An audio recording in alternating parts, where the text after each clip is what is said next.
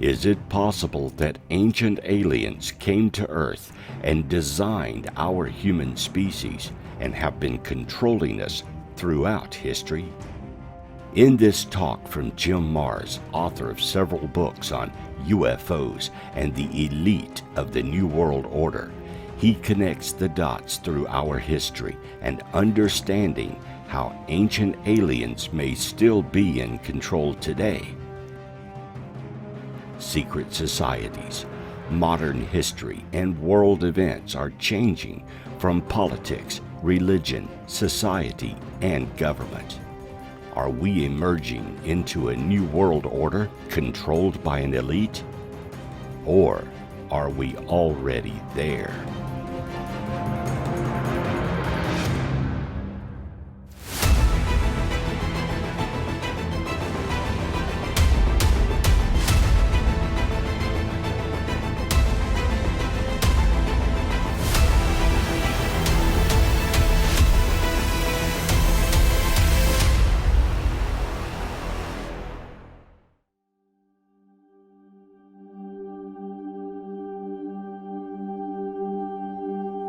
Howdy, I'm Jim Marrs, and I'm here today to talk to you about our occulted history. Now let me quickly point out that this has nothing to do with devil worship or witches or vampires or zombies, not in the occult that we normally think of it.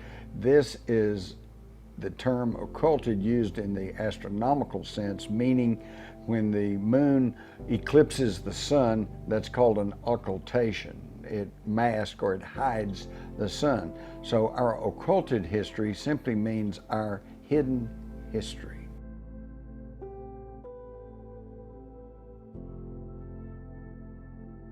The Big Bang Theory, the idea that there were just energy in space and it coalesced and it kind of scrunched down and created tremendous pressure and then released an explosion and threw bits of energy and matter off into the universe, and they spun out and they cooled and they created galaxies and they created suns and then planets, and then evolution started.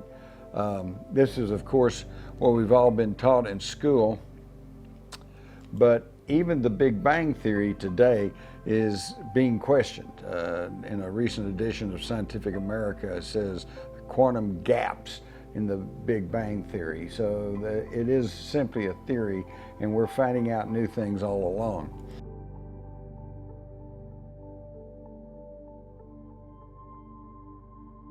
One of the things we're finding out is, and one of the big questions that's on a growing number of people's mind is there a 10th planet out there? Or as the ancient Sumerians called it, the 12th planet. And there's really no contradiction, because the ancient Sumerians counted the sun and the moon as planets within our solar system, and our scientific establishment does not. So we had at one point 9 planets, but actually now we've only got 8, because poor old Pluto has been relegated back from a planet to simply a body, kind of a moonlet or asteroid. But we're learning all kinds of things about the solar system. They have located a planet outside the solar system that they think is part of our system.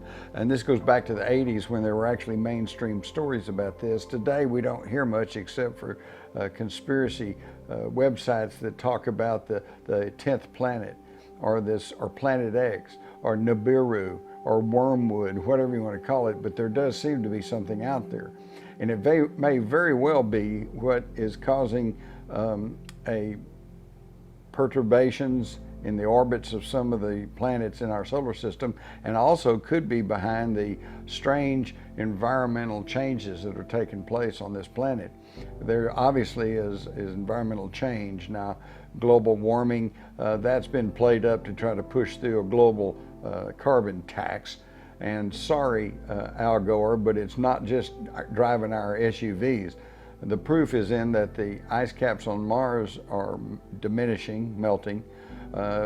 Ice on some of the moons of Jupiter are melting. Outer planets are becoming more luminescent, which means that they're heating up. And so whatever is happening, it's solar system wide. It's not just our planet. And it could be evidence that there is another body moving into our solar system.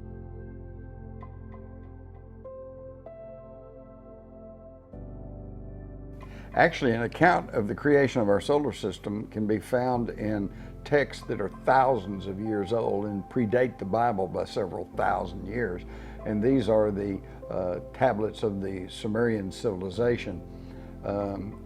Actually, it's ironic, but we can know more about the Sumerians than we'll ever know about the Egyptians or the Romans, because they all wrote everything down on papyrus, on paper, and it disintegrated and burned up and got lost in wars. The Sumerians carved their writing into clay tablets and then baked them, and they turned to stone, and there are perhaps a 500,000 of them still in existence in the basements of museums all around the world. Interestingly enough, only about 20% of them have been translated, and yet when translated, we find that they give us a history of our own solar system. We now know that the Sumerians, as can be seen in this stele, knew the positions of the planets and their relative sizes. And yet we also know that Uranus was not known to modern man until it was discovered in 1781. Neptune was discovered in 1846, and Pluto not until 1930. So they actually were way ahead of us in their knowledge of the heavens. According to the Sumerian tablets, everything began with a huge planet called Tiamat. And Tiamat was located between Mars and Jupiter. And it was a huge planet, much larger than the Earth, and was a watery planet full of water.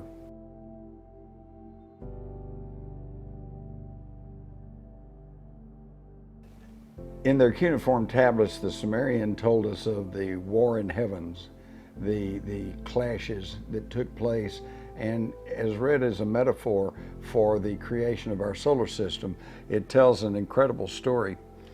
It tells of another planet known as Nibiru, known as the planet of the crossing, and that's because Nibiru apparently has an orbit that takes it outside our solar system and cycles around every 3,600 years, or approximately. And that would constitute one of their years. And it is destined to return to the vicinity of the Earth in 2060, but that means it could be nearing our solar system now. And some people believe this might be the cause of the erratic weather and environmental changes that we see taking place on the Earth.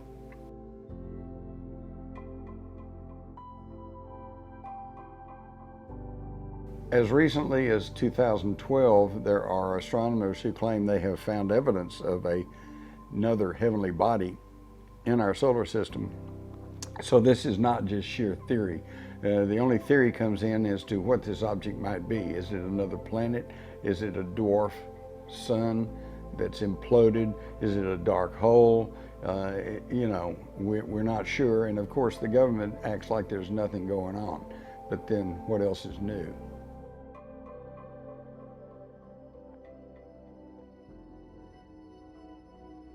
So according to this ancient account, thousands of years ago, when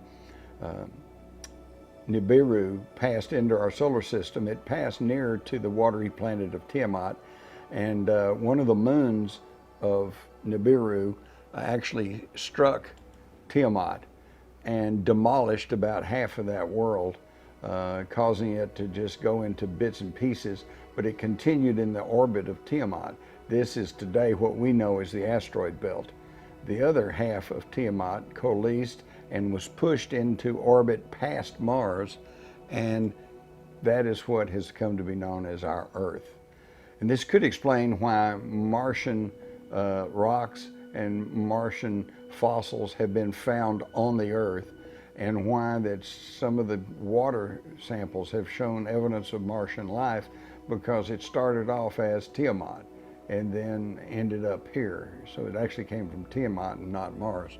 So today we have the solar system as we know it today, which is Mercury, Mars, Venus, and then Mars, and then the Earth, and then the asteroid belt, and then Jupiter, Saturn, and the outer planets. This could explain many things, including the origin of comets, that are like icy balls flying through space. Where do they come from? They are bits and pieces of debris from the destruction of the planet Tiamat.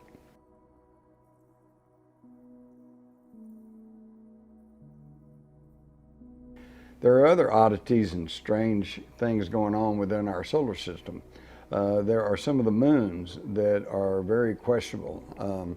Even the famous astronomer Carl Sagan, early in his career, along with some Russian scientists, expressed the belief that perhaps one of the moons of Mars, Phobos, was actually an artificial satellite. And they said this because it gave evidence of being hollow, and as Carl Sagan noted, a natural satellite cannot be a hollow object. Later on, he kind of backpedaled and acted like, well, we don't really know, and he fell more into line with conventional wisdom as he gained popularity and fame and fortune.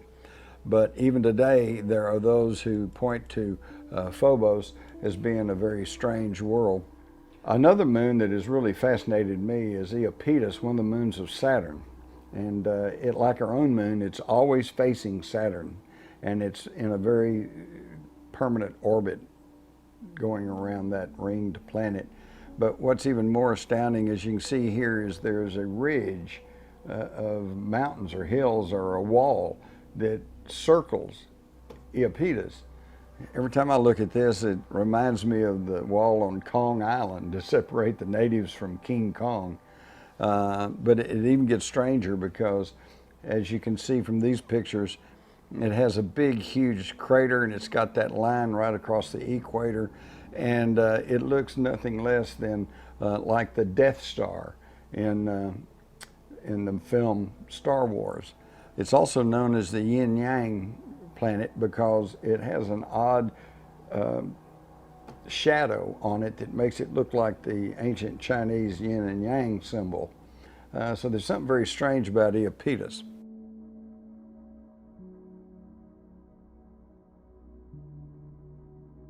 And then that brings up our own moon. Our own moon, there's a lot of strange things about our own moon, and there is some evidence it may be hollow. In 1969, when the Apollo 12 crew dropped their lander back onto the lunar surface, NASA officials announced that the moon vibrated and rang like a bell for hours. Well, that's only possible if the moon is predominantly hollow. Interestingly enough, I had a conversation with one of the astronauts who'd been to the moon, and I said, what do you think about the idea that the moon's hollow? And he kind of laughed and said, no, the moon's not hollow. But then he went on to say that scientists believe there may be giant caverns within the moon. And of course, here was a famous astronaut. I didn't want to get in his face, but you know, hollow moon and giant caverns in the moon, what's the difference? It's emptiness in there. And there's a lot of intriguing things about our moon, none the least of which is how to get to be there in the first place. When I was a young man in school, we were taught that the moon broke away from the Earth and was part of the Earth at some point, and then broke away and didn't explain how, and then went into orbit around the Earth. But now, since we've been to the moon and we have moon rocks, and we know that their composition is entirely different from the mineral compositions found on Earth, that it came from somewhere else.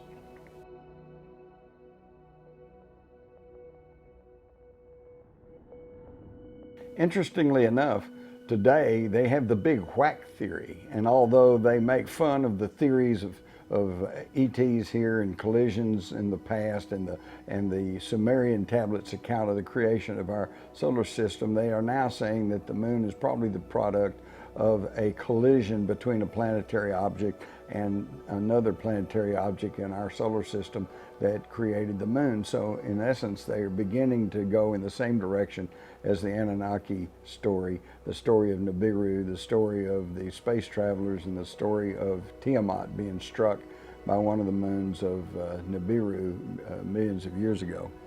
But the key question about our own moon is how to get to where it is. The famous astronomer Isaac Asimov said the moon should not be where it is. And what was he talking about? He's talking about, here's the Earth, the moon comes from somewhere else. It passes the Earth, it's caught in the gravitational field, and it's pulled back. Okay, it goes past the Earth again, caught the gravitational field, comes back again. So over time, it goes into orbit around the Earth, so it ought to be in kind of a wobbly, elliptical orbit around the Earth, but it's not. It's in a near-perfect circular orbit, going right around the equator, with one side always facing the Earth. How does this happen naturally? Well, actually it doesn't. But this shows the circular logic that we're in today. We know that the only way the moon could be in the position it is if some intelligence parked it there. We know that it's just the proper distance from the Earth to completely cover the circumference of the sun when there's an eclipse. So it has to be in just a certain position. We also know that it's in this orbit that's circular and it's stationary, and the only way that could happen is if some intelligence parked it that way. Well, our circular thinking is this. We know the moon's been there all through our history, so we know that we didn't park it in place. We also know there's no such things as aliens, and so we just won't talk about this. And that's where science is today on the moon. But there's other aspects of the moon that are just as puzzling.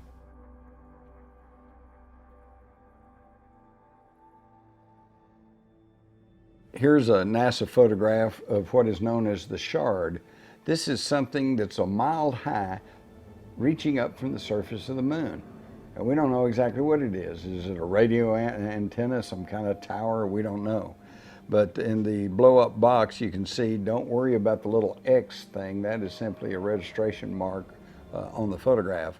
But the object is very strange and has never been explained. Also, in these NASA photographs, we see cylindrical shaped objects passing in front of the moon, moving along the moon, and in the lower right-hand corner, such an object as seems to be jutting out from the sides of a crater. This is one of my favorite photographs. It shows what appears to be like a round rock rolling down from the side of a crater and leaving tracks on the moon. And this is, of course, a slide taken from a picture that was published, so it's not a very clear picture, but in the original, you can actually see these tracks move up the side of the crater and then down the side, which kind of destroys the idea that it was just some kind of round rock rolling down the side of the crater by accident. And if you'll look up to the upper part, you see some other tracks leading out in the moon. Now this, along with lights seen on the moon, moving lights on the moon, winds of water and gas passing along, some evidence of wind on the moon. We now know that the moon has a small but nevertheless present magnetic field. So a lot of what we thought we knew about the moon has been proven to be not true. There's a lot of activity going on the moon.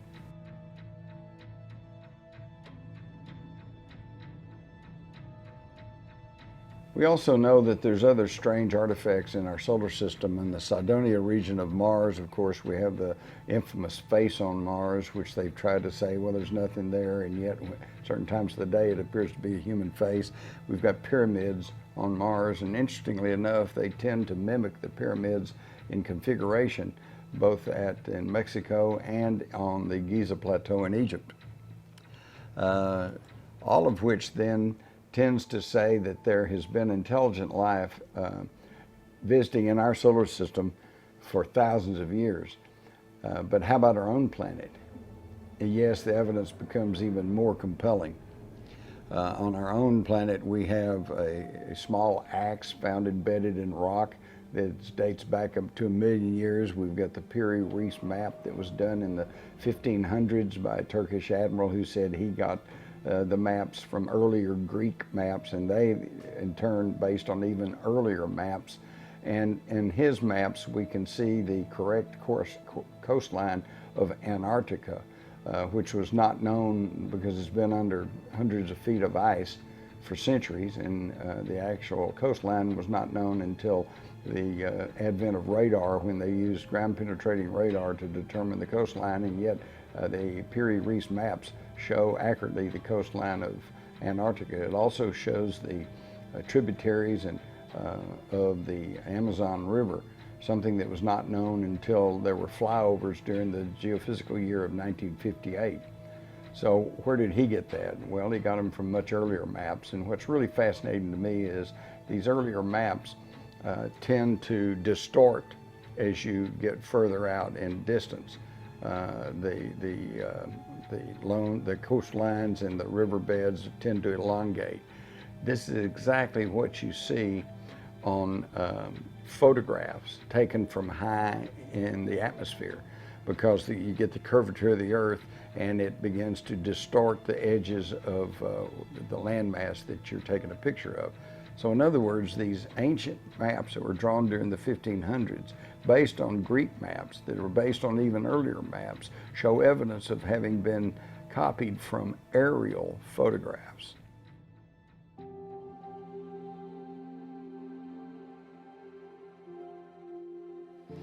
In fact, if you'll study the ancient cultures on the earth, every single one of them has legends and stories of gods who come from the sky, travel in flying machines, are able to wreak destruction with a single weapon, and these gods transcend all of these cultures. You find these stories in Central and South America, China, Australia, Africa, Egypt, everywhere. And the common denominator is flight. They all say that these people were able to fly through the air. Here we see evidences of saucer-shaped objects can be found historically in India, Africa, Italy, various places. The piece of rusty looking equipment here is the Antikythera mechanism, which was discovered in a Greek ship back in the early 1900s. They didn't know what it was, but it has since been found to be a complicated series of cogs and wheels, and it's part of an early day computer, and it is geared towards analyzing the movement of the constellations. So they had some kind of very high technology in the ancient past. We also see here some of the solid gold jewelry that has been found in Colombia, and the conventional scientists tell us these are just little models of insects.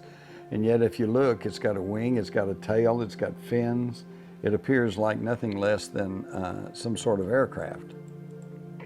And in fact, these German researchers built a model of one of these little insect pieces of jewelry, and lo and behold, it could fly just fine. So they apparently were modeling this jewelry on actual flying devices that they had seen or had some experience with, and were copying it down in their jewelry.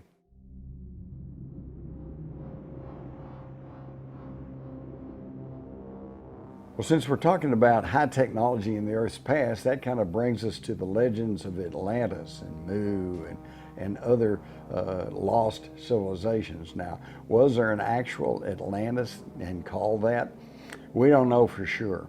But Atlantis is a good catch-all term meaning a prehistorical, highly technological civilization. The evidence for this has been found actually all over the world. But again, like the story of the blind men and the elephant, when they go to the zoo and they all experience a different part of the elephant, the scientists today have a piece of the Atlantean myth and story and a piece of the truth, but I'm not sure anybody has the whole picture, because now there are tremendous arguments about Atlantis was a big island in the middle of the Atlantic. No, Atlantis was Antarctica before a pole shift. No, Atlantis is in the Bahamas. No, Atlantis is in the South China Sea. No, Atlantis was the island of Santorini or Crete before those volcanic eruptions. And I think that they were all telling the truth. They've only got a piece of it. Apparently, there was a worldwide highly technological civilization at some point that encompassed the entire Earth, but at some point it fell into rack and ruin. And it could be that their energy sources were these pyramids, which can now be found all around the world. Other evidence of strange things going on in our background are the continuing reports of giant bones being found And some of them are just absolutely incredible. Some of them are claimed to be hoaxes, and undoubtedly some of them are, but some of them are not. And the thing to understand is that there's really nothing new about giants. We've had giants all throughout history. We've got giants today, as evidenced by some of these more modern people, contrasting shorter people with the taller people. And of course, we have the story in the Bible of David and Goliath. And Goliath wasn't just one anomaly. He had brothers, and he was of a clan of giants. And these giants have been with us all along. But for some reason, the powers that be have decided to try to keep this heritage from us. The Smithsonian Institute, which we all know is a great scientific institution, but what we don't know is that it is a agency of the United States government. It's the government. And they traditionally have come along, and as you could see from these news clippings, when these giant skeletons, when giant skulls, when crystal skulls, when very anomalous objects have been found, it's the government that comes along, usually in the form of the Smithsonian, to grab everything up and lock it away. Very reminiscent of the Indiana Jones movie, where they have the Ark of the Covenant stored away in a government warehouse. I'm particularly interested in a story from 1909 that some employees of the Smithsonian discovered Egyptian artifacts in the north end of the Grand Canyon. And there were newspaper accounts at that time with lots of detail about the rooms that were found, the artifacts that were found, the fact that they were bringing in people, they were building derricks and lowering this stuff out of the cave system. And yet today, when you ask the Smithsonian, they say, we don't know anything about that. And the people in the area, everybody's forgotten about it. It's pretty amazing. But what intrigues me is that although they deny that there's anything to these stories of Egyptian artifacts being found in the Grand Canyon, which of course would throw the conventional history of mankind into a cocked hat, we find that in the north end of the Grand Canyon, around 94 Mile Creek and Trinity Creek, they've got rock formations with names like the Tower of Set, the Tower of Ra, Horus Temple, Osiris Temple, Isis Temple. Well, where do these names come from if they didn't find something to tie it to ancient Egypt there? So again, more of our history that's being kept from us.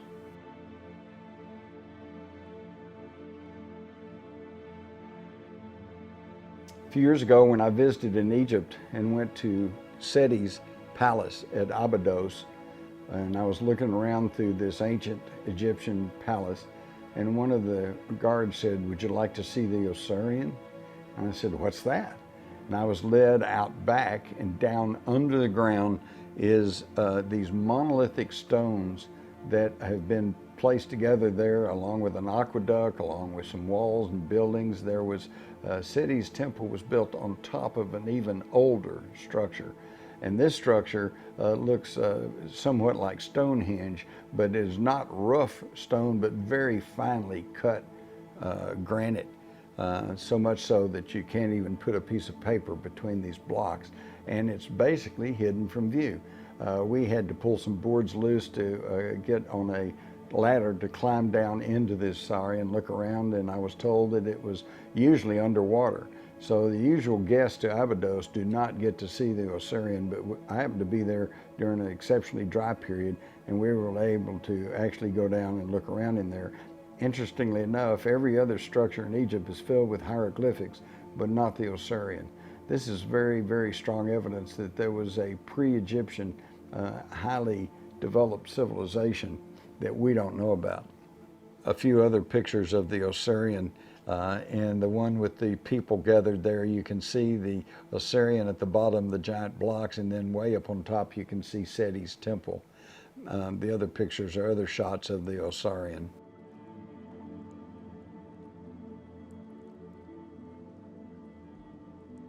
There is definitely a power going on in some of these ancient Egyptian tombs and palaces.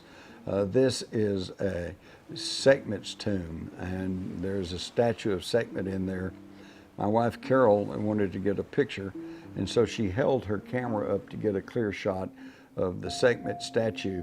And as you can see in this photograph taken from another person on our group who was standing behind her, there is energy leaping out of her camera and moving towards the Sekhmet statue. Her camera went dead at this point and never worked again the rest of the trip.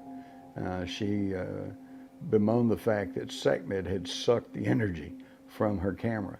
Again, I think this tells us there is still the remnants of some very exotic technology still to be found in Egypt. Also in Egypt was this gate that was found in the Egyptian village of Nazlet el Shanan, just outside the Giza wall, and it's adorned at the top with a little small figure with a big head and big dark eyes, very reminiscent of an alien gray. To the right is a rock carving, which again looks nothing less than a alien gray. This gate, by the way, has now been taken down, removed, and just like everything else, they try to hide away the evidence of extraterrestrial contact or pre-history civilizations.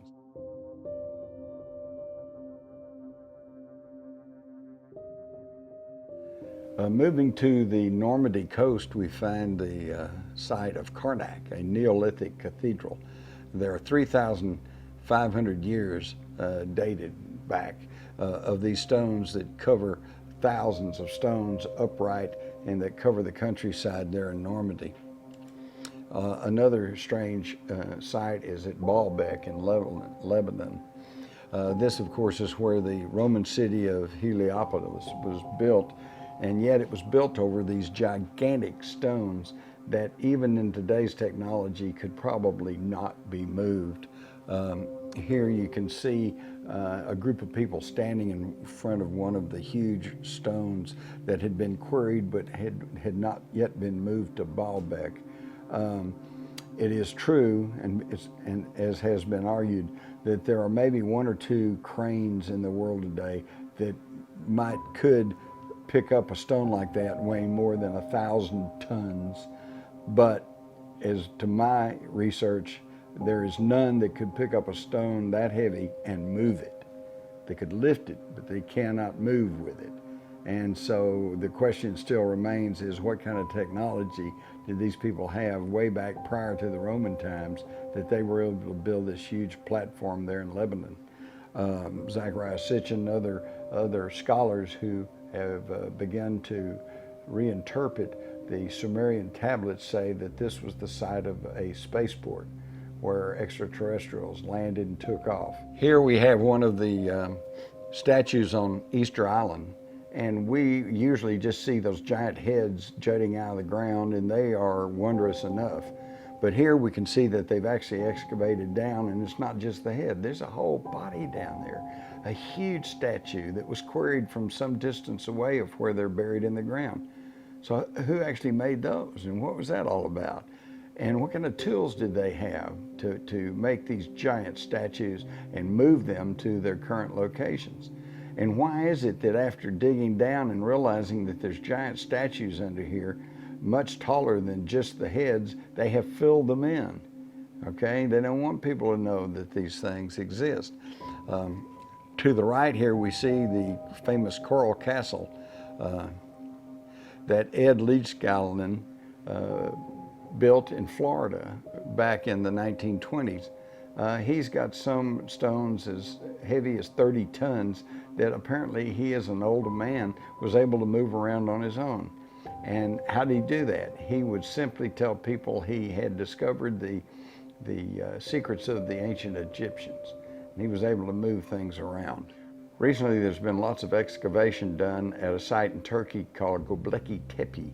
Göbekli Tepe is called the Turkish Stonehenge because it dates back more than 7,000 years before Stonehenge on the Salisbury Plain. And nobody knows who built this, but there are incredible signs of sophistication. Here are some of the carvings that are still visible, obviously very ornate.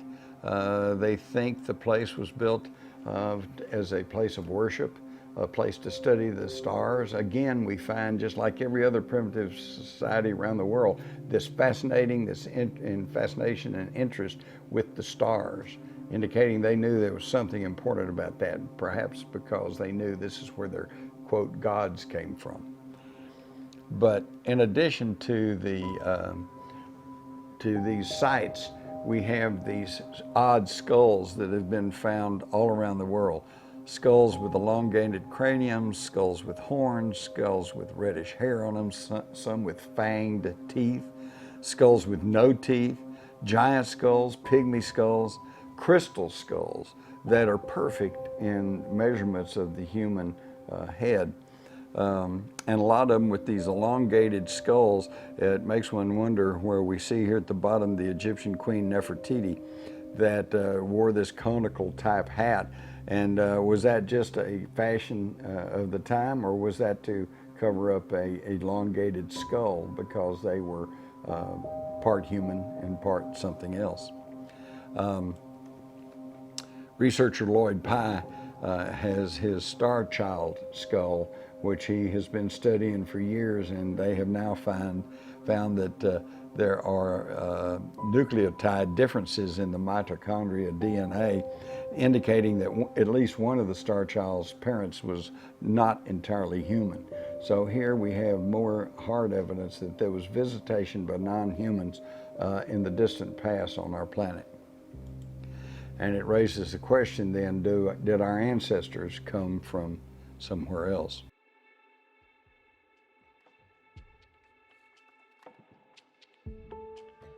In fact, the evidence of alien visitation is just, compelling and almost overwhelming when you look at various anomalous objects and sites around the world. You have ancient cave paintings of drawings that look like space people, look like people in spacesuits.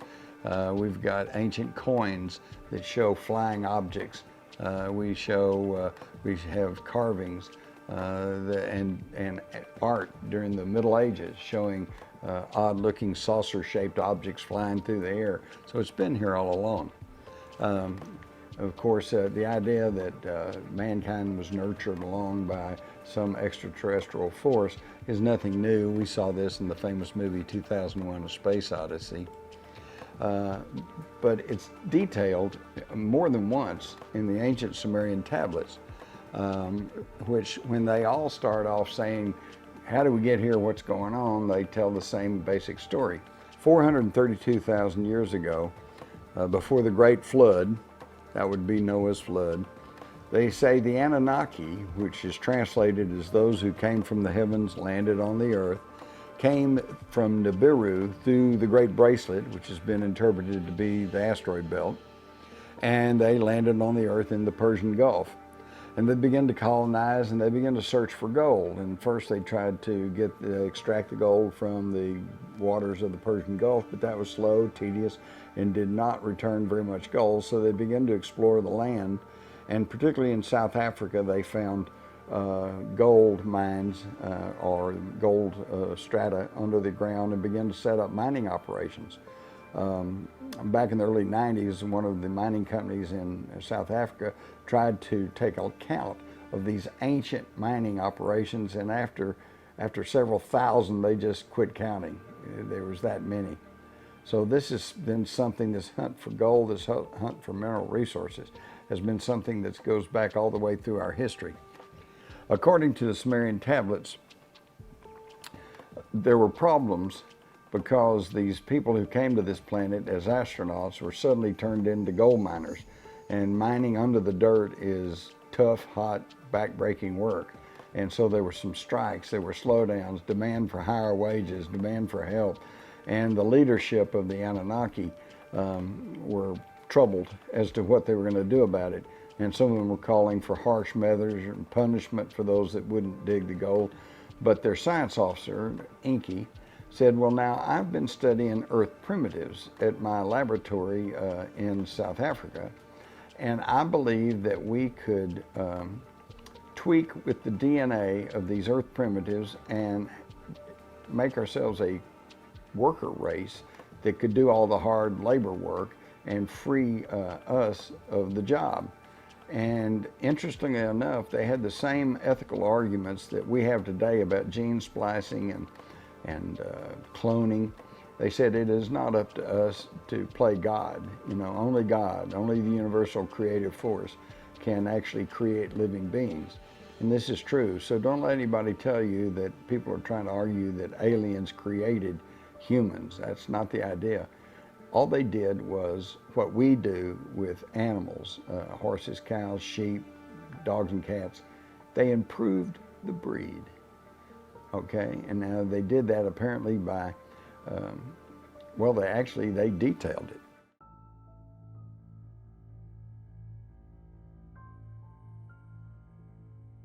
According to the Sumerian tablets, the science officer Enki and his partner Harshug took the ovum of an earth female and fertilized it with the sperm of an Anunnaki male, and then implanted it in vitro fertilization into the vagina of a Anunnaki female who carried it to term, and then they performed a cesarean birth and produced a hybrid between the two species that they call the Adama, the Adam, the first earth person. And initially these were like mules. They could not reproduce, so they had to keep creating them. But after further experimentation and dabbling with the DNA, they actually perfected it to where the humans can now reproduce themselves. And this is where the trouble started. According to the Anunnaki overlord Enlil, he was perturbed by the mating sounds of the humans as they reproduced like rabbits. And when they realized that Nibiru was coming back and there was going to be some giant earth changes, it was decided that the humans had gotten out of hand. For any of you who've seen the Star Trek show Tribbles, it was kind of like the humans had become the Tribbles. We were overrunning everything. So it was decided to let nature take its course. And when Nibiru got closer enough to cause geophysical disasters on the Earth, the Anunnaki just left in their ships and went into orbit around the Earth while the Great Flood rolled over most of the land. The ancient tablets that predate the Bible by about 3,000 years detail the story of the flood with two significant differences. Whereas the Bible's story of the flood tells how Noah was contacted by his God and told to build an ark, and he took of all living things, etc. The Sumerian version has the person as Utnapishtim, and he was told by his God to build an ark, and it was the same dimensions, sealed the same way, is passed down to the biblical account. The other difference is very intriguing to me, because I often wondered, how do you keep going in a boat filled with animals? Do the lions lie down with the gazelles? What's happening there? But according to the Sumerian tablets, Utnapishtim was told to build an ark, and that it was going to be filled with the seed of every living thing. And so since we already know they had a working knowledge of DNA and of cloning and of genetic manipulation, then all of a sudden we see, instead of a boatload of animals, you had a boat with a closet with DNA tissues and DNA samples in it that could then be used after dry ground was found to replenish the earth, and apparently this was what was done. In fact, it's really intriguing to find that the first signs of farming occurred in the higher levels of the Caucasus Mountain region, exactly the location of Mount Ararat, where according to both the Bible and the Sumerian tablets, the ark came to rest, and that they came out and began to hunt and to farm. Ironically enough, science tells us that farming began in the higher altitudes of the Caucasus Mountain region, the exact location of Mount Ararat, where we were told the ark, both in the Sumerian account and in the Bible, came to rest.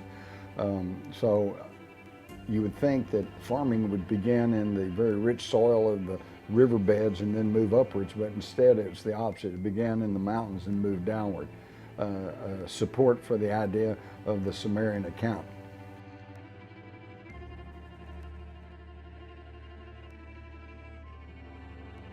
Other evidence of life on the Earth that may have had alternative technology can be found in South Africa, where scientists and researchers have found thousands and thousands of these stone circles with no entrances, no exits. They're just circles.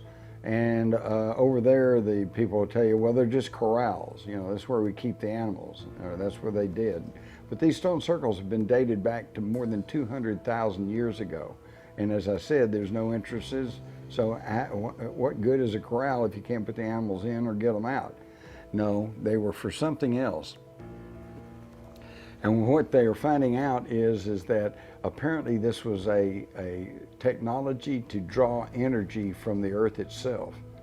In some of these circles, the scientists have been able to dig down 600 feet, and they find the mean temperature of that area is 42 degrees Fahrenheit. And yet, when you go inside these circles, that temperature climbs to 136 degrees Fahrenheit. So obviously there's some energy exchange going on here, and these ancients were able to harness this energy through these circles, which look amazingly very much like a magnetron, as you can see with this diagram, as compared to just one of the stone circles in South Africa. So there's technology in the past going far beyond what we know about it. Of course, the Great Pyramid, there's a lot of controversy about that. The Egyptologists tell us that it was all made during the time of the Egyptian dynasties, and that the slaves of the Egyptians dragged giant rocks through the desert and piled them up to make these pyramids. But there seems to be some physical evidence that contradicting this account. For example, on the Great Pyramid and on the Sphinx, we find very obvious vertical water erosion, which means those two structures set out under heavy rains for a long period of time. And yet the geologists will tell you that there's not been any significant rainfall on the Giza Plateau for more than 10,000 years.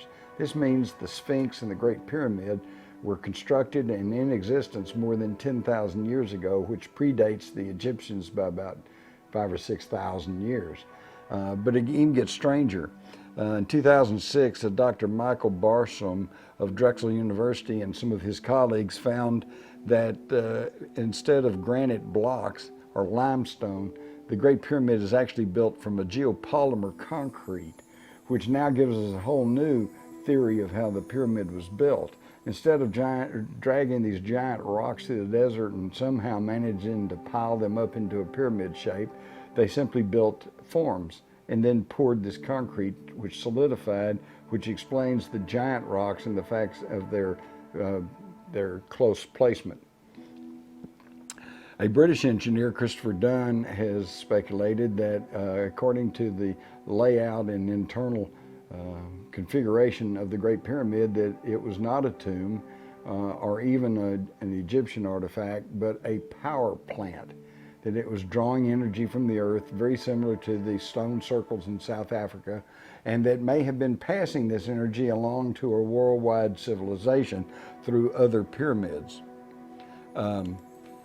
We do know that pyramids can be found all around the world. There's a reported one in Eastern Europe. We've got the pyramids in Mexico, in South America, pyramids in Greece, pyramids in China. In fact, in this black and white picture, we see a pyramid in China that was photographed by pilots flying over it during World War II. At the top picture, you notice they planted trees on top of one of these pyramids in China, and for a while they tried to say there were no pyramids now, but now they admit that there are these giant pyramids in China, which I think gives us evidence of this worldwide civilization.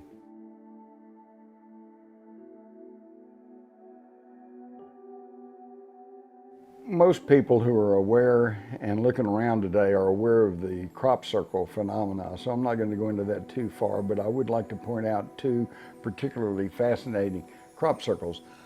This one appeared near the Shirbolton radio telescope, which you can see in the lower right-hand corner of the picture, in August of 2001, and two patterns appeared in this field. One seemed to be a human face, and it's unclear on whether that's supposed to represent a human or whoever was sending this message.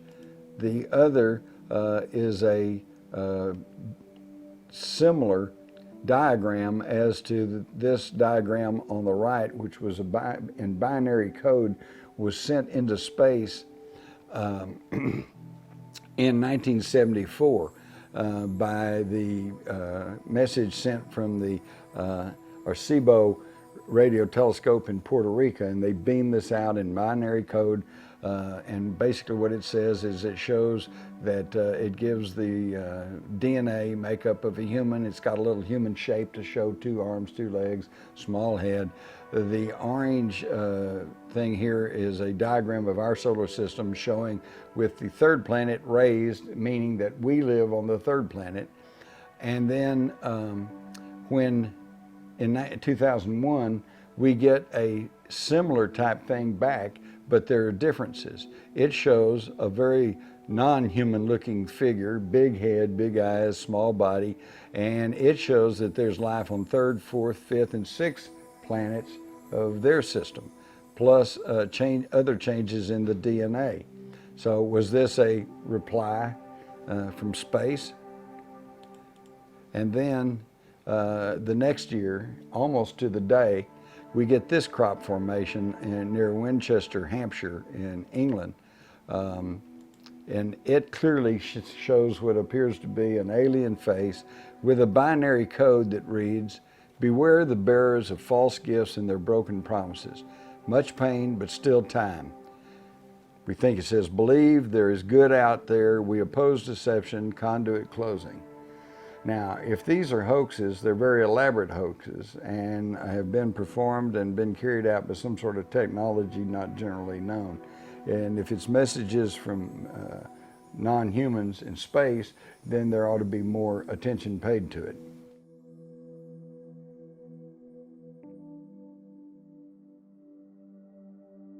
Various world leaders have attempted to alert us that there's something going on behind the scenes, and that there's a force, a power somewhere.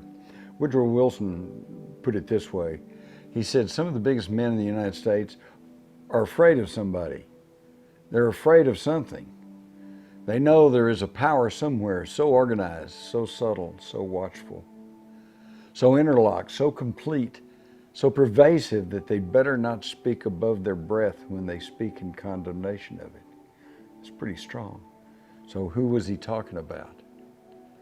Well, we know that the ruling elite, the international banking elite, the royal families, they look with disdain on the public. One leader has been quoted as saying, "We're just useless eaters." And a lot of this comes back to the idea that there is an overpopulation problem. The very same thing we saw in the Sumerian tablets with the ancient Anunnaki god Enlil, who says the human population is getting out of control. We got to do something about this. All right. Well, today, Prince Philip of England has written that human population growth is probably the single most serious long-term threat to survival. If it isn't controlled voluntarily, it will be controlled involuntarily by an increase in disease, starvation, and war. And I ask you, isn't that about what we're seeing around the planet? Africa's being decimated by disease, wars cropping up all over the place, and there is starvation in 3rd world countries. In fact, this to me is the greatest proof of conspiracy in the world today, and the biggest conspiracy in the world today, because we know that today there is off-the-shelf technology that can provide basic food, clothing, shelter, food, and basic medical attention to every single person on this planet. And yet, while you're sitting here listening to this video, in the back of your mind, you know there are literally millions of children starving to death on this planet right now. Why is that? I don't want that. You don't want that. Well, after you get past the facile explanations, politics and transportation and not enough money and blah, blah, blah. The real reason is because somewhere somebody wants it that way. If nobody wanted it that way, it wouldn't be that way. So that's the biggest conspiracy happening today. But let's take a look at Prince Philip's argument. Overpopulation. Is this true? I submit to you, no. Today, the average living space in Hong Kong. And of course, there's very rich, very poor. But the average living space is 1,700 square feet. It's a pretty good sized apartment. It's a lot bigger apartment than I ever lived in as a young man. Okay, so based on an average living space of 1,700 square feet, the entire 7 billion population of the world could live comfortably enough in the state of Texas. Nobody else in the rest of the world.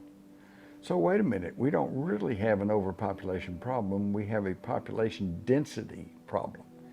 Everybody's crammed into these giant cities, which is creating more and more of a problem because of pollution, trash, crime, congestion, etc. So what's the solution? Well, I say move out. Everybody spread out and go to other planets, colonize other worlds. But to Prince Philip and the ruling elite, as they consider themselves on this planet, they have a different viewpoint. Prince Philip also has been quoted saying, in the event that I am reincarnated, I would like to return as a deadly virus in order to contribute something to solve overpopulation. They want to kill us. They want us dead. They want to reduce the world's population from 7 billion to maybe 500 million. And then they can live and have all the pretty countryside with just enough people around to mow the grass and cook the food and wash the clothes. Is this really the future we want? And if it's not what you want, then you better start rethinking what you're doing and how you're doing it.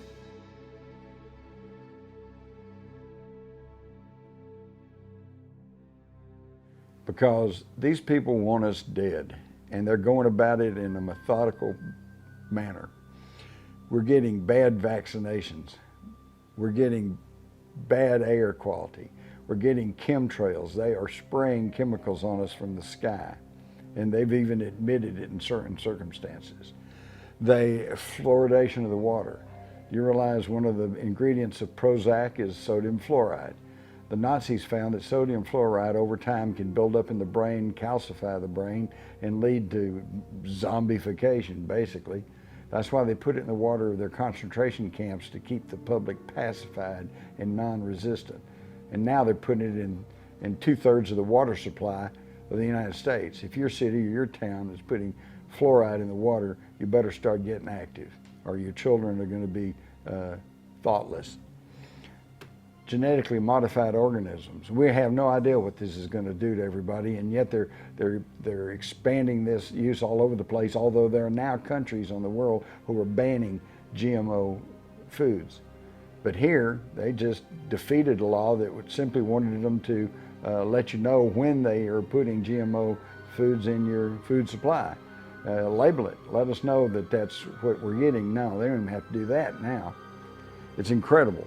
So, this is no longer a political or a philosophical debate. This is self-defense. If you don't wise up and realize that there is a ruling clique in this world that wants you dead and wants you sick and wants you unthinking, then you're just going to end up in an Orwellian society and wonder how you got there. It's pretty incredible because what we have here is a would-be ruling elite that seems bent on killing the goose that lays the golden eggs, and that being the earth with its plentiful bounty of food and water and arable land and plenty of opportunity for anyone to live and be happy. But no, we have to face pollution and economic crisis and political crisis and wars because somebody wants it that way. And it's time that we look at these possibilities that this ruling elite are totally aware of the ancient astronauts idea. They know that there's been technology in the ancient past. They know there has been advanced civilizations. They don't laugh and snicker at all this. They know it's true. So I see this as leading to three possibilities. They're either trying to use modern technology to contact these ancient sky gods, to gain their knowledge, to gain their power, or two, they are already in contact with these ET intelligences and are being guided or controlled by them, or three, they are the ancient sky gods, the Anunnaki, the serpent kings of legend. So which is it?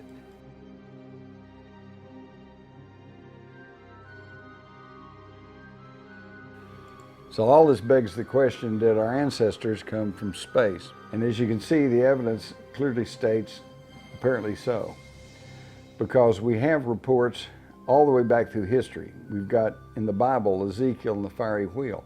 We've got the stories of flying boats by the Egyptians. We've got the flying shields of the Romans. We've got the reports of things flying through the air in the Middle Ages. We got reports of things flying through the air in the 1800s, long before the Wright brothers flew. Obviously it seems like that there is evidence to show that there has been visitation on this planet. So that leads to the big question, if they were here then, where are they now? Did they all leave? Or did some of them stay behind? If so, then where are they and what do they want?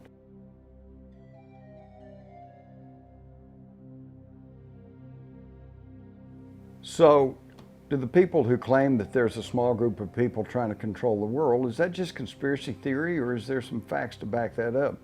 I would point you to a 2011 study by the Swiss Federal Institute of Technology. They studied 43,000 multinational corporations, and they found out that these 43,000 corporations are actually controlled by only 1,318 companies, most of these with interlocking directorships and ownerships, and these 1,300 companies are in turn controlled by 147 firms with interlocking control, and that these 147 firms control more than 60% of global revenues. That's an incredible concentration of power. And of these 147 firms, actually the majority of those are controlled by about 20 major banks. So when they say the banks are running the world, there is good evidence to show that this is true. And how do they do that? They do that from little known agencies such as the Exchange Stabilization Fund. It was created in 1934 at the height of the Depression, and it is a little known office of the U.S. Treasury, which controls the New York Federal Reserve Bank, which in turn is the lead bank for the Federal Reserve System, the 12 banks of the Federal Reserve System. They also have handled the black budget for the CIA, which brings in billions of dollars unaccounted for. They also created the International Monetary Fund and the World Bank, which has come under criticism for trying to control and buy up the third world countries. The Exchange Stabilization Fund is one of these little interlocking systems where the bankers control everything, and it's been involved in virtually every scandal in American history since its creation in 1934, and that includes the claims of CIA drug smuggling, Iran-Contra, and even the JFK assassination. Another little known control mechanism of the monetary system is the Financial Stability Board. This originally was this Financial Stability Committee of the Bank for International Settlements, which was created to handle war reparations after World War I, but soon became taken over by the German Nazis and was a Nazi bank. And during the World War II, this was the bank where everybody kept their money and to stay above the fight. In 2006, President Obama signed on to the G20 agreement that agreed to let the Financial Stability Committee become the Financial Stability Board, which oversees our economy. It dictates policy to the Fed, to the Security and Exchange Commission, and other policy groups. And so this, by the stroke of his pen, President Obama has now put our entire financial system into the hands of the international bankers, as if they didn't have a large enough stake in it through the Federal Reserve System. So with the Bilderbergers and with these international agencies that are now controlling our economy, this is where the power to control and manipulate the media and big business comes in by a small handful of people. And these people can trace their heritage and their knowledge back to these ancient sky gods. The Rothschild banking dynasty is acknowledged as probably one of the top organizers of the financial pyramid of power in the world today. And they don't laugh at the idea of ancient astronauts. In fact, in the 20s, they named one of their children Nimrod because they claim that they are the descendants of the Sumerian god king Nimrod. We also find that Sulla, the famous Roman general, founded a college in Rome dedicated to the Egyptian goddess Isis. Julius Caesar claimed to be his father was Aeneas, the father of Romulus and Remus, and said to be a hybrid between a human and a non-human, the goddess Venus, known as Hathor to the Egyptians and Asherah to the Sumerians. And so again, we see the connection back through the Greeks and Egyptians and to the Sumerian deities, because it's all in the bloodlines. These people think that they should be in charge of the world and they can tell everybody else how to live, and they claim that right because they say they can trace their bloodlines back to the original gods of antiquity.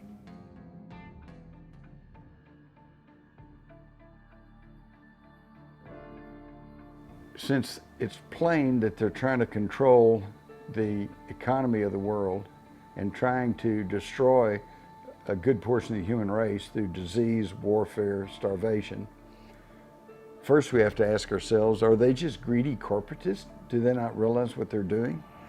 Are they simply inept and stupid? Are they merely corrupt malfeasance? Or is it time that we ask in all seriousness, are they even us? And as wild as that sounds, for our own self-protection, I think it's time that we start seriously considering that alternative.